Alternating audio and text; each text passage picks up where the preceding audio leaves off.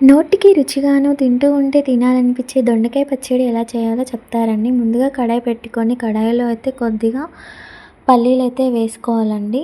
పల్లీలు వేసుకొని రోస్ట్ చేసుకున్నాక మీడియం ఫ్లేమ్‌లో అవి పక్కన పెట్టేసుకొని, అదే కడాయిలో కొద్దిగా అయితే ఆయిల్ వేసుకొని, ఆయిల్ వేడయ్యాక అయితే కట్ చేసుకున్న పచ్చిమిర్చి అయితే వేయండి. పచ్చిమిర్చి కొద్దిగా మగ్గుతూ ఉండగానే దొండకాయ ముక్కలు కూడా వేసేసుకొని, అవి కూడా మగ్గుతూ ఉండగానే కొద్దిగా మీకు పులుపుకు ఎంతైతే చింతపండు వేసుకుంటారో అన్ని రెమ్మలు చింతపండు అయితే వేసుకొని, నేను కొద్దిగా చింతపండు అయితే వేశాను. అలాగే 2 కట్ చేసుకున్న టమాటాలు వేసుకోండి. మీకు రుచికి సరిపడా ఎంతైతే ఉప్పు తినగలుగుతారో అంత ఉప్పు వేసుకొని, తర్వాతకైతే వెల్లుల్లి రెబ్బలైతే వేసుకొని మొత్తం అంతా మిక్స్ చేసుకొని కలుపుతూ ఉండండి అడుగంటకుండా. ఇలా మగ్గుతూ ఉన్నప్పుడే సరిపడా పసుపు అయితే కొద్దిగా వేసుకున్నానండి నేను.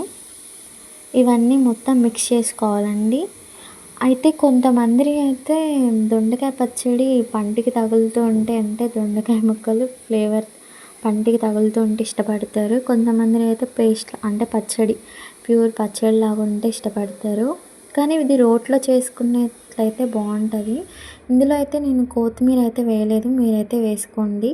నా దగ్గర అయితే లేదు. నేనైతే పల్లీలైతే చిన్న పాప ఉంది కాబట్టి ముందే అంటే పలుకులు లేకుండా మిక్సీ పట్టుకున్నా అండి. మిక్సీ పట్టుకున్న తర్వాతకి ఇందులో దొండకాయ ముక్కలు అవన్నీ మనం మగ్గపెట్టుకున్నాం కదా, అవన్నీ వేసి మిక్సీ చేసుకోండి. ఈ విధంగా చేసుకున్నాక నేనైతే మెత్తగా అయితే చేసుకున్నాను పలుకులు లేకుండా. ఎందుకంటే మా పాప అయితే తినలేదు కాబట్టి, ఇంట్లో పెద్దవాళ్ళు కూడా ఉన్నారు.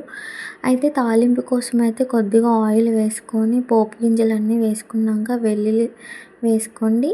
తర్వాత కొద్దిగా కరివేపాకు వేసుకొని స్టవ్ ఆఫ్ చేసుకొని, ఆ వేడి మీదనే కొద్దిగా మనం మిక్సీ పట్టుకున్న పచ్చడిని అయితే వేసుకొని కలుపుకోవాలండి. ఇంకెవరైనా మన ఛానల్ని కొత్తగా చూస్తున్నట్టయితే సబ్స్క్రైబ్ చేసుకోండి. ఈ పచ్చడిని అయితే వేడి వేడి అన్నంలో నెయ్యి వేసుకొని తినండి.